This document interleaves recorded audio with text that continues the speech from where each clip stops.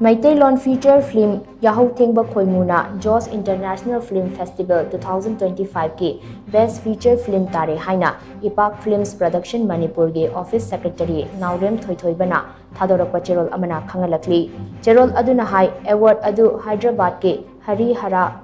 Kala Bhavanda ngarang numidang pangthokhiba thoram amada Telangana Council of Higher Education ge Vice Chairman Sanjos Tagaram Garuna film asigi director Rakesh Naorem da khusimnarakhibani haidi film asigi RK Nayan Sanana puthokpani film festival aduda malemgi tongan ba film Chamri Romna Sarukyaki Yahouthengba Khoimu hariba MEITEILON feature film asi mamangdasu tongan ba award kaya phangkhaba film ni film asida AV Khundrakpam Ithoi Oinam Ratana Khetrimayum Lalitabi